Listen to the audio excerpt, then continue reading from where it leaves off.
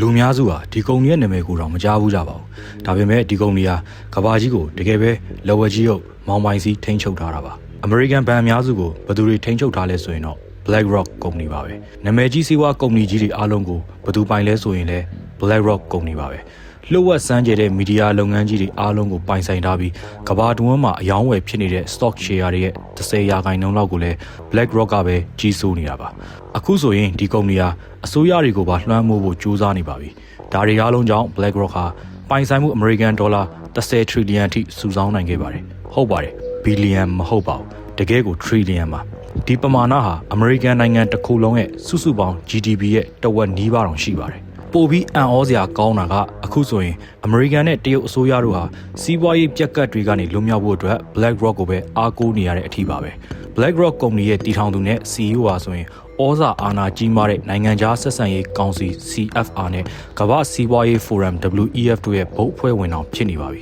။ Henry Kissinger ရဲ့စကားတစ်ခွန်းရှိပါတယ်။ငွေကိုထိန်းချုပ်နိုင်တဲ့သူဟာကမ္ဘာကြီးကိုထိန်းချုပ်နိုင်တယ်ဆိုတာပါပဲ။တမိုင်းမှာဘယ်ကုမ္ပဏီကမှ BlackRock လောက်ကမ္ဘာလုံးဆိုင်ရာဩဇာအာဏာညောင်းခဲ့တာမျိုးမရှိဘူးပါဘူး။တကယ်ထူးဆန်းတာက BlackRock ဟာဒီလိုအခြေအနေမျိုးရောက်အောင်34နှစ်အတွင်းမှာပဲလုပ်ပြသွားခဲ့တာပါ။ဒါပေမဲ့စိတ်ဝင်စားစရာအကောင်းဆုံးအပိုင်းကဘာလဲဆိုရင်တော့ကျွန်တော်တို့ဟာဒီကုမ္ပဏီအကြောင်းကိုမကြားဘူးတာဟာအကြောင်းပြချက်ရှိလို့ပါပဲအဲ့ဒီအကြောင်းပြချက်ကိုတော့နောက်ပိုင်းမှာရှင်းရှင်းလင်းလင်းသိလာပါလိမ့်မယ်ဘာလို့လဲဆိုရင်ဒီဗီဒီယိုကိုစောင့်အောင်ကြည့်ပြီးသွားရင် BlackRock ရဲ့အကန့်အသတ်မဲ့ထိန်းချုပ်နိုင်မှုကြောင့်ဖြစ်လာမယ့်နောက်ဆက်တွဲဆိုးကျိုးတွေကိုကောင်းကောင်းကြီးနားလည်သွားမှာမဟုတ်လို့ပါပဲဒုတိယကမ္ဘာစစ်နောက်ပိုင်းမမြင်ဘူးလောက်အောင်ကြီးမားတဲ့ရုရှားရဲ့ယူကရိန်းပေါ်ကျူးကျော်စစ်ပွဲတွေပြီးတော့ကုန်ကျစရိတ်တွေပြီးတော့ကုန်စည်နှုန်းတွေအဆမတန်တက်လာစေခဲ့တဲ့73စီဈေးနှုန်းကြီးမြင့်မှုတွေဒါတွေအားလုံးရဲ့နောက်ွယ်မှာဘာတွေရှိနေလဲအဲ့ဒါဆိုရင်တော့ BlackRock ကုမ္ပဏီဟာကမ္ဘာကြီးပေါ်ဒီလောက်ထိဩဇာအာဏာဘလို့ရလာတာလဲရိုးရိုးရှင်းရှင်းပဲရင်းနှီးမြှုပ်နှံမှုလုပ်ငန်းလေးတစ်ခုကနေကမ္ဘာအင်အားအကြီးဆုံးကုမ္ပဏီကြီးတစ်ခုအဖြစ်ဘလို့တောင်ပြောင်းလဲသွားတာလဲဒါကိုသိဖို့အတွက်တီထောင်သူ Larry Fink ရဲ့အတိတ်ကိုအရင်ဆုံးလေ့လာကြည့်ရပါမယ် Larry ကို1952ခုနှစ်မှာ Los Angeles ကချမ်းသာတဲ့မိသားစုတစ်ခုကနေမွေးဖွားခဲ့တာပါသူဟာငယ်ငယ်ကတည်းကအာနာကိုစာလောင်မွတ်သိပ်ခဲ့သူဖြစ်ပြီးတော့ UCLA တက္ကသိုလ်ကနေနိုင်ငံရေးသိပ္ပံဘွဲ့မရခင်ထိနိုင်ငံရေးသမားတစ်ယောက်ဖြစ်ဖို့ကြိုးစားခဲ့ပါတယ်။ဒါပေမဲ့မကြခင်မှာပဲသူဟာတခုသဘောပေါက်နားလည်သွားခဲ့ပါတယ်။အဲ့ဒါကတော့တကယ်တမ်းအာဏာရှိတာဟာနိုင်ငံရေးမှာမဟုတ်ပဲငွေမှာရှိတယ်ဆိုတာပါပဲ။ဒီလိုနဲ့သူဟာဘဏ်လုပ်ငန်းနဲ့အင်ချမ်မီလုပ်ငန်းဘက်ကိုလမ်းကြောင်းပြောင်းခဲ့ပါတယ်။ Larry ဟာတက္ကသိုလ်တက်နေတုန်းကတည်းကတထေးကြီးတွေအာဏာရှိသူတွေရဲ့အတိုင်းဝိုင်းတွေကိုရောက်အောင်ဝင်ခဲ့ပါတယ်။သူဟာလှုပ်ဝက်စမ်းကြတဲ့ Kappa Betafi အဖွဲ့ရဲ့အဖွဲ့ဝင်တူဖြစ်လာခဲ့ပြီးအဲ့ဒီအဖွဲ့ထဲမှာ Michael Bloomberg နဲ့ Goldman Sachs ရဲ့ဥက္ကဋ္ဌတွေလိုလူကုန်တန်းတွေပါဝင်ပါတယ်။ Larry ဟာဒီအဆက်အသွယ်တွေကိုအမိရအသုံးချပြီး New York အခြေစိုက်နာမည်ကြီးရင်းနှီးမြှုပ်နှံမှုဘဏ်တစ်ခုဖြစ်တဲ့ First Boston ရဲ့အင်ချမ်မီအပေါင်ခံစာချုပ်ဌာနမှာအလုပ်စလုပ်ခဲ့ပါတယ်။ဒါဟာ Larry တယောက်ဘဏ္ဍာရေးလောကမှာနေရာရလာမဲ့အစပြိုးခြင်းတစ်ခုပါ။ First Boston မှာရှိနေစဉ်အတွင်းမှာ Larry ဟာကုမ္ပဏီအတွက်ဒေါ်လာ1ဘီလီယံကျော်ထိရှာဖွေပေးနိုင်ခဲ့ပြီးဝင်ငွေအကောင်းဆုံးဝန်ထမ်းတူဖြစ်လာခဲ့ပါတယ်။သူ့ကိုဘယ်သူမှတားလို့မရတော့ပဲ CEO ယာရုကိုတောင်ရတော့မဲ့ပုံစံဖြစ်လာခဲ့တာပါ။ Larry ဟာလူသိနေလာတဲ့ဒီရင်းနှီးမြှုပ်နှံမှုပညာရပ်တွေထဲမှာဆရာတဆူဖြစ်လာခဲ့ပါတယ်။ဒါပေမဲ့ဒီအောင်မြင်မှုဟာအလကားရလာတာတော့မဟုတ်ပါဘူး။သူဟာတခြားသူတွေအတွက်ပဲငွေရှာပေးနေမှာမဟုတ်တော့ပါဘူး။သူကိုယ်တိုင်ပဲဖြုံနိုင်တတ်နိုင်မဲ့အချိန်ကိုက်ဘုံတစ်ခုလိုစတင်ဖန်တီးနေခဲ့ပါပြီ။ဒါပေမဲ့1986ခုနှစ်အတွင်းမှာတော့သူ့ရဲ့စွန့်စားလုံးတဲ့လုပ်ရက်တွေနဲ့ရည်မှန်းချက်တွေကြီးမားမှုဟာသူ့စီပြန်လည်ရိုက်ခတ်လာပါတော့တယ်။အန်ရီများတဲ့အယောင်းဝယ်အနှဲငယ်ကိုလုံမိခဲ့ပြီးတဲ့နောက် Larry ဟာကြီးမားတဲ့အမှားတစ်ခုကိုကျူးလွန်မိခဲ့ပါတယ်။အဲ့ဒါကတော့လာပိုင်းတွင်းမှာပဲဘဏ်ရဲ့ငွေဒေါ်လာတန်း100ကိုဆုံးရှုံးလိုက်ရတာပါသူတိစောက်ခဲ့တဲ့မြဂုံသတင်းတွေနဲ့ယုံကြည်မှုတွေအားလုံးပြအဖြစ်ပြောင်းလဲသွားခဲ့ပြီး First Boston ဘဏ်ကနေနှင်ထုတ်ခြင်းခံလိုက်ရပါတယ်ကဘာကြီးကိုလွှမ်းမိုးဖို့ဆိုတဲ့သူ့ရဲ့အိမ်မက်ဟာဘယ်တော့မှဖြစ်မလာနိုင်တော့မဲ့စိတ်ကူးရင်တက်လို့ထင်ခဲ့ကြတာပါဒါပေမဲ့ Larry Fink ကတော့သူ့ရဲ့အာဏာကိုဒီလောက်နဲ့အရှုံးမပေးခဲ့ပါဘူးဒီကပ်ဘေးကြီးကိုပဲသူ့အတွက်အခွင့်အရေးတစ်ခုဖြစ်အသုံးချဖို့ဆုံးဖြတ်ခဲ့ပါတယ်နောက်မှာအန်ရီကိုစီမံခန့်ခွဲခြင်း risk management နဲ့ဆုံးရှုံးမှုရှောင်လွှဲခြင်းကိုပဲသူ့ရဲ့အဓိကအာရုံစိုက်ရာဖြစ်ထားတော့မယ်လို့တန်ထိပ်တန်ချခဲ့ပါတယ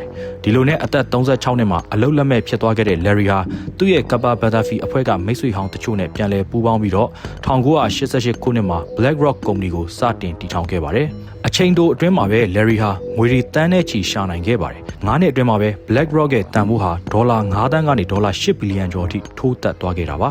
ဒါပေမဲ့အရာရာဟာချောမွေ့မနေခဲ့ပါဘူးကုမ္ပဏီရဲ့အနာဂတ်ဟာ ဘသူထိန်းချုပ်မလဲဆိုတာနဲ့ပတ်သက်ပြီးအာဏာလူပွဲတစ်ခုဖြစ်ပွားခဲ့ပါတယ်။ Larry ဟာကိတ်မုံရဲ့အကြီးဆုံးပိုင်းကိုပဲလိုချင်ခဲ့တာပါ။ကဘာကြီးကိုလွှမ်းမိုးမဲ့သူ့ရဲ့အစီအစဉ်တွေကိုဘသူနဲ့မှမဝေမျှချင်ခဲ့ပါဘူး။ဒါကြောင့်1995ခုနှစ်မှာ BlackRock ရဲ့တွဲဖက်တည်ထောင်သူ Schwarzman နဲ့ကုမ္ပဏီရဲ့ share တွေအားလုံးကိုဒေါ်လာ250တန်းနဲ့ရောင်းပစ်ဖို့ဖိအားပေးခဲ့ပါတယ်။အဲ့ဒီ share တွေဟာဒီနေ့ခေတ်မှာဆိုရင်ဒေါ်လာ12ဘီလီယံကျော်တန်ကြီးရှိနေတာပါ။ဒီအာဏာလူပွဲပြီးသွားတဲ့နောက်မှာတော့ Larry Fink ရဲ့ကဘာကြီးကိုထိန်းချုပ်မဲ့လမ်းကြောင်းကိုဘသူမှတားဆီးလို့မရနိုင်တော့ပါဘူး။နောက်ထပ်10စုနှစ်တစုအတွင်းမှာ Larry ဟာပို့ပြီးတော့အင်အားကြီးမားလာခဲ့ပါတယ်။ဒါပေမဲ့ဒါဟာသူ့ရဲ့ရည်မှန်းချက်အတွက်မလုံလောက်သေးပါဘူး။စောစောကပြောခဲ့တဲ့ Larry ကိုယ်တိုင်ဖန်တီးခဲ့တဲ့အချိန်ကိုက်ဘုံဆိုတာကတော့ပောက်ကွဲဖို့အဆင့်သစ်ဖြစ်သွားပါပြီ။2008ခုနှစ်မှာတော့ကမ္ဘာစီးပွားရေးပြက်ကတ်ကြီးနောက်ပိုင်းအဆိုးရွားဆုံးဘဏ္ဍာရေးအကျက်တဲကြီးကမ္ဘာပေါ်ကိုကြားရောက်လာပါတော့တယ်။ဒါပေမဲ့စိတ်ဝင်စားစရာအကောင်းဆုံးကဘာလဲဆိုရင်တော့ဒါတွေအားလုံးဟာ Larry ရဲ့ထိန်းချုပ်မှုအောက်မှာရှိနေခဲ့တာပါ။ Larry Fink ဖန်တီးခဲ့တဲ့အင်ချမ်းမီအပေါင်ခံစာချုပ်တွေဟာ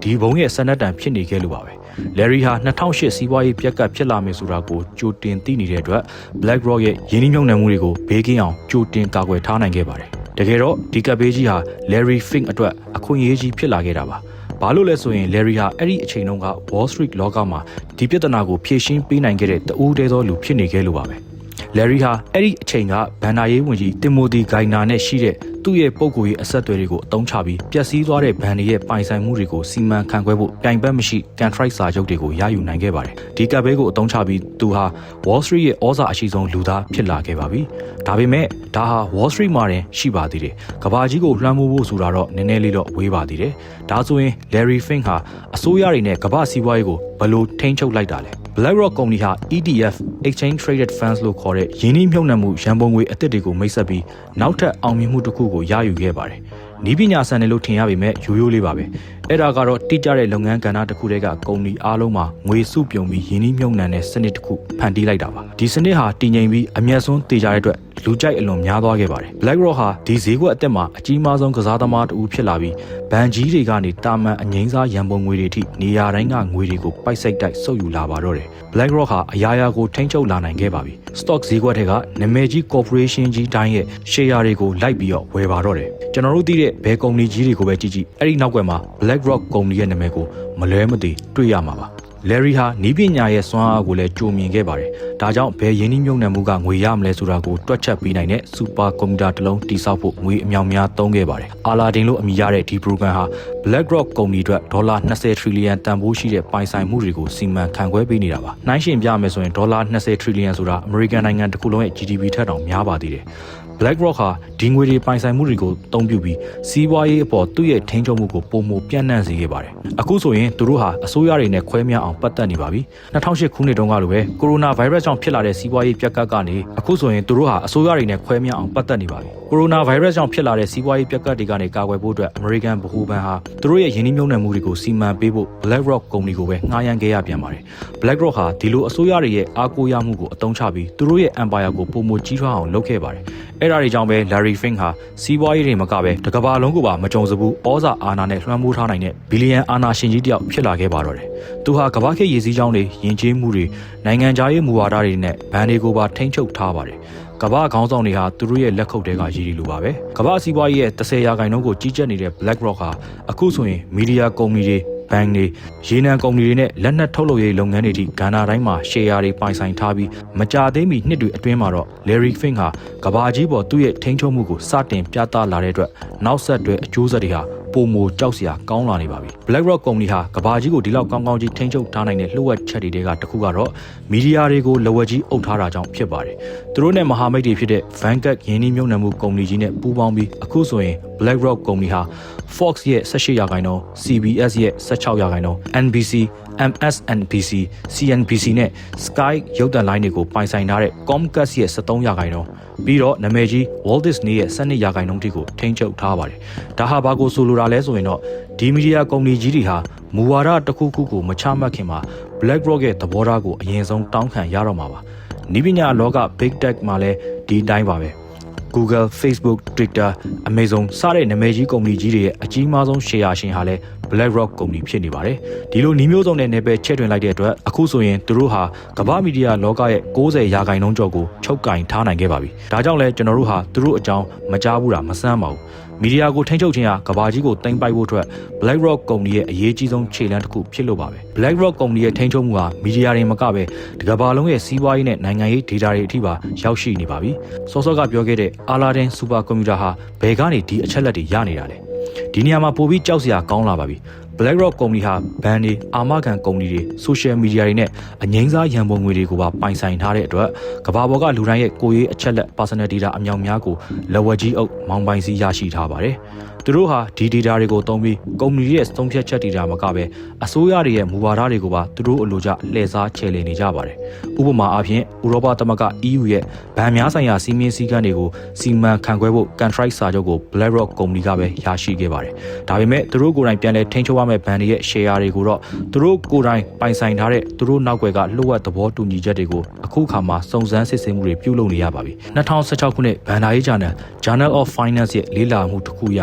BlackRock ကုမ္ပဏီလိုကုမ္ပဏီကြီးတွေဟာသူတို့ရဲ့ share ပိုင်ဆိုင်ထားတဲ့ကုမ္ပဏီတွေရဲ့နောက်ွယ်ကနေပြောင်းကျဝင်ရောက်ဆွတ်ဖက်မှုတွေပြုလုပ်နေတယ်လို့ဖော်ပြထားပါတယ်။ပိုဆိုးတာကလက်ရှိစီးပွားရေးကျဆင်းမှုခေတ်ကြီးထဲမှာ BlackRock ကုမ္ပဏီဟာလူနေအင်ဂျင်နဲ့အင်ဂျင်မီတွေကိုတင်ကျုံဝယ်ယူနေပြီးတာမန်အင်စည်းနှုန်းတွေကိုမိုးပြန်အောင်လုပ်နေတာပါ။ပြည်သူတွေဟာအိမ်မပိုင်ရတော့ပဲသူတို့စီကနေအိမ်ငှားနေရမှ BlackRock ကုမ္ပဏီဟာပိုပြီးအမြတ်အစွန်းငွေညှစ်လို့ရမှာမဟုတ်လို့ပါပဲ။ဒါတင်မကသေးပါဘူး။ပိုပြီးစိုးရိမ်စရာကောင်းတဲ့အချက်ကတော့2021ခုနှစ်မှာBlackRock ကုမ္ပဏီဟာတရုတ်နိုင်ငံရဲ့ပြည်တွင်းရန်ပုံငွေဈေးကွက်တွေကိုပထမဆုံးဝင်ရောက်ခွင့်ရခဲ့တဲ့နိုင်ငံခြားကုမ္ပဏီဖြစ်လာခဲ့တာပါ။ဆိုလိုတာက BlackRock ကုမ္ပဏီဟာတရုတ်ကုမ္ပဏီတွေကိုပါယင်းနှိမ့်မြုပ်နှံပြီးပိုင်ဆိုင်ခွင့်ရသွားခဲ့တာပါပဲ။အဲ့ဒီလိုဝင်ခွင့်ရဖို့အတွက် Larry Fink ကိုရှီကျင်းဖင်ကဘာတွေဂတိပေးခဲ့ရတာလဲဆိုတာဖျားပဲသိပါလိမ့်မယ်။ဒါပေမဲ့ဒီလိုဝင်ရောက်သွားတဲ့အတွက် BlackRock ကုမ္ပဏီဟာ American အစိုးရကနာမည်ပြစာရင်းသွင်းထားတဲ့ blacklisted တရုတ်ကုမ္ပဏီတွေနဲ့ပါပူးပေါင်းလှုပ်ဆောင်လာခဲ့ပါတော့တယ်။ဥပမာတစ်ခုကတော့ Hikvision ကုမ္ပဏီမှာယင်းနှိမ့်မြုပ်နှံမှုလုပ်ခဲ့တာပါ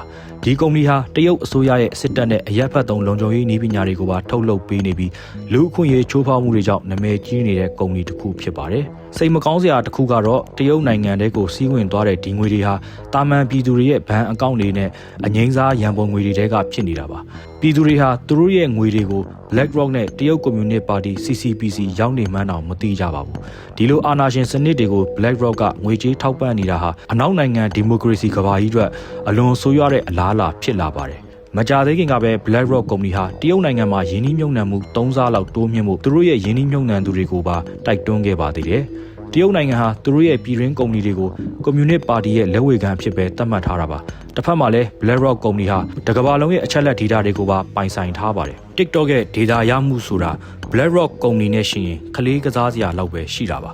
BlackRock ကုမ္ပဏီဟာကမ္ဘာလူသားတွေရဲ့ဘဏ်အချက်လက်ဝါသနာလူနေမှုပုံစံ lifestyle တွေအားလုံးအစုံနိုင်ငံတကာခေတ်ရည်စည်းကြောင်းတွေအထိအားလုံးကိုသိနေတာပါဒါကြောင့်တရုတ်နိုင်ငံမှာသူတို့ယင်းနှိမ့်မြုပ်နှံမှုတိုးလိုက်တာနဲ့တမျှ BlackRock ရဲ့ဩဇာတွေမကပဲတရုတ်အစိုးရရဲ့ဩဇာပါကမ္ဘာပေါ်မှာပုံမကြီးထွားလာမှာဖြစ်ပါတော့တယ် Aladdin Super Computer ကတော့ဒါကိုအမျက်စွန်းများမဲ့ခြေလှမ်းတစ်ခုအဖြစ်ပဲမြင်ပါလိမ့်မယ်ဒါပေမဲ့ဒီလောက်ရကြောင့်အနောက်ကမ္ဘာလွတ်လပ်ခွင့်တန်ဖိုးတွေဘလောက်ပျက်စီးသွားမလဲတရုတ်ကွန်မြူနစ်ပါတီကကမ္ဘာစီးပွားရေးနဲ့နိုင်ငံရေးကိုဘလောက်ထိလွှမ်းမိုးသွားမလဲဆိုတာကိုတော့အဲ့ဒီကွန်ပျူတာမြင်နိုင်မှာတော့မဟုတ်ပါဘူးဒါဟာရှေ့လျှောက်ကြီးမားတဲ့အကျိုးဆက်တွေကိုပဲတည်ဆောင်လာမှာအသေးကြပါပဲပိုပြီးရည်စရာကောင်းတာကတော့ခေတ်သစ်နိုင်ငံရေးရပြည်သူတွေကိုအပြစ်ရှိသလိုခံစားရအောင်ဟောပြောပြသလှုံ့ဆော်ပေးနေတဲ့ woke လှုပ်ရှားမှုတွေ woke lecturing ရဲ့နောက်ွယ်ကအဓိကတွန်းအားဟာလည်းအခြားသူမဟုတ်ပဲ BlackRock ပဲဖြစ်နေပြန်ပါတယ် Larry Fink ဟာသူ့ရဲ့လက်အောက်ခံကုမ္ပဏီကြီးတွေအားလုံးစီကိုစာတစ်စောင်ရေးသားပေးပို့ခဲ့ပူပါတယ်အဲ့ဒီစာထဲမှာလူဖွဲ့စည်းအတွက်တခုခုပြန်လဲအကျိုးပြုပါမဟုတ်ရင်ကျွန်တော်တို့ရဲ့ပံ့ပိုးမှုကိုဆုံးရှုံးရလိမ့်မယ်ဆိုပြီးရေးသားထားပြီ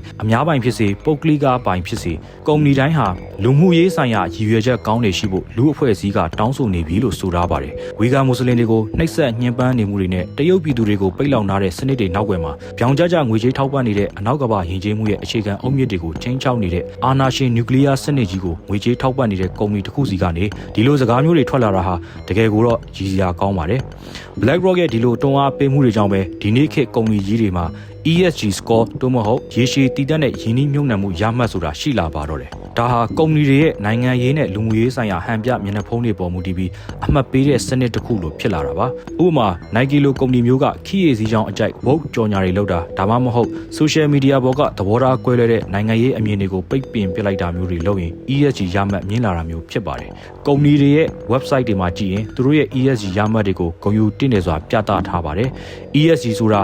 environmental ပတ်ဝန်းကျင်ထိန်းသိမ်းမှု social လူမှုရေးနဲ့ corporate governance ကုမ္ပဏီအုပ်ချုပ်မှုကိုဆိုလိုတာပါအခုခေတ်ကမ္ဘာရိုးရာယဉ်ကျေးမှုတွေပြတ်ပြားလာတာဟာဒီနေရာကနေမြစ်ဖျားခံလာတာပါပဲသူတို့ဟာလိမ်လည်လှည့်ပြားတဲ့အဆင့်သတ်မှတ်ချက်စနစ်တစ်ခုကိုဖန်တီးခဲ့ကြတာပါနည်းနည်းချက်ကပြောရရင်ကုမ္ပဏီတစ်ခုကတဘာဝပတ်ဝန်းကျင်စိမ့်လန်းစုပြီးရေးအစီအစဉ်တွေရှိတယ်လို့ပြောပါလိမ့်မယ်ကာဗွန် credit ကာဗွန်ထုတ်လုပ်မှုခွင့်ပြုချက်တွေကိုယုံကြည်ရလို့ဟန်ပြလုပ်ထားမယ်ဆိုရင်အဲ့ဒီကုမ္ပဏီဟာ ESG ရမှတ်မြင်လာပြီးတော့ယင်းနှီးမြှုပ်နှံသူတွေပို့ပြီးစိတ်ဝင်စားလာမဲ့ကုမ္ပဏီတစ်ခုဖြစ်သွားပါလိမ့်မယ်အခုဆိုရင်အာမခံကုမ္ပဏီကြီးတွေနဲ့အဖွဲ့အစည်းလိုက်ယင်းနှီးမြှုပ်နှံသူကြီးတွေဟာ ESG ရမှတ်မကောင်းတဲ့ဘယ်လုပ်ငန်းကိုမဆိုရှောင်ခွာလာကြတာကိုတွေ့ရမှာပါအတိတ်ကသမိုင်းကြောင်းတွေကိုပြန်ကြည့်မယ်ဆိုရင်တော့ Larry Fink ရဲ့ကမ္ဘာခေါင်းဆောင်တွေနဲ့နီးကပ်တဲ့ဆက်ဆံရေးကမ္ဘာစီးပွားရေးဖိုရမ် WEF ပေါ်ကြီးမားတဲ့ဩဇာလွှမ်းမိုးမှုတွေကြောင့် BlackRock ကုမ္ပဏီဟာကျွန်တော်တို့ရဲ့နေ့စဉ်လူနေမှုဘဝတွေကိုပို့ပြီးတော့ဆိုးဆိုးရွားရွားဝါမျိုးသွားဖို့ပဲရှိပါတော့တယ်ဒါကြောင့် BlackRock ကုမ္ပဏီဟာကမ္ဘာလုံးဆိုင်ရာခေတ်သစ်ရဲ့ပြရုပ်တစ်ခုဖြစ်ကောင်းဖြစ်နိုင်ပါတယ်ရက်ဆက်ကြမ်းကြုတ်ပြီးတားကောင်ရှာတတ်တဲ့ corporation ကြီးတွေဟာနိုင်ငံတွေထက်တောင်အာဏာကြီးမားလာတဲ့ခေတ်ဖြစ်လာပါပြီကျွန်တော်တို့ရဲ့နိုင်ငံရေးနဲ့လူမှုရေးစနစ်တွေကိုပြည်သူတွေရဲ့မဲဆန္ဒကဆုံးဖြတ်တာမဟုတ်တော့ဘဲ BlackRock ကုမ္ပဏီထိန်းချုပ်ထားတဲ့ယင်းနှီးမြှုပ်နှံမှုဘုတ်အဖွဲ့တွေကပဲလှည့်ပတ်မောင်းနှင်နေတာပါသူတို့ဟာကျွန်တော်တို့ကိုအတွေးခေါ်မဲ့ပြီးပုံစံကွက်တဲကစက်ရုပ်တွေလိုယဉ်ကျေးမှုမျိုးစီဆွဲခေါ်သွားနေပါတယ် BlackRock ဆိုတာကဘာကြီးကိုလဲပြို့ဖို့အလွန်ကြီးမားလွန်းတဲ့ကုမ္ပဏီကြီးတွေနဲ့အာဏာမဲ့ငွေကြေးမဲ့ပျော်ရွှင်မှုမဲ့နေတဲ့တာမန်ပြည်သူတွေကြားကတတိုင်းကြီးတစ်ခုလိုဖြစ်နေပါပြီဒီလို BlackRock လိုကုမ္ပဏီကြီးတွေကပြည်သူတွေရဲ့အိမ်တွေကိုလိုက်လံသိမ်းပြီးတော့ငွေကြေးဖောင်းပွားမှုကိုဖြစ်စေနေပါတယ်ပြီးတော့ကျွန်တော်တို့ပေါ်ပဋိပက္ခတွေနဲ့မငြိမ်မသက်မှုတွေမှာအမျက်ထုတ်နေကြတာပါအဲ့ဒါကြောင့်ပဲပြည်သူတွေဟာကိုယ်ပိုင်အိမ်တစ်လုံးမဝယ်နိုင်တော့တာပါကျွန်တော်တို့လူသားတွေကလည်းအရင်ကထပ်ပို့ပြီးစိတ်ဝမ်းကွဲလာကြပါတယ်အဲ့ဒီလိုလဲပြဖို့အလွန်ကြီးမားလွန်းတဲ့ကုမ္ပဏီကြီးတွေက2020ပြည့်နှစ်နောက်ပိုင်းရဲ့လူနေမှုဘဝကိုတတ်မှတ်ပုံဖော်လာကြတာဖြစ်ပါတယ်ဘာလို့လဲဆိုတော့ကျွန်တော်တို့ဟာလွတ်လပ်တဲ့အရင်းရှင်ဈေးကွက်စနစ်အောက်မှာနေထိုင်ရတော့တာမဟုတ်တော့ပဲချမ်းသာတဲ့လူတွေအတွက် socialist စနစ်လို့ခေါ်တဲ့ socialism for the rich လို့ခေါ်တဲ့စနစ်စိုးကြီးတစ်ခုအောက်မှာပိတ်မိနေကြလို့ပဲဖြစ်ပါတယ်အခုလိုစိတ်ဝင်စားစရာအကြောင်းအရာတွေကိုကြည့်ရှုနိုင်ဖို့အတွက်ကျွန်တော်တို့ရဲ့ Bello channel ကို like and subscribe လုပ်ထားပေးကြပါခင်ဗျာအားလုံးကိုကျေးဇူးတင်ပါတယ်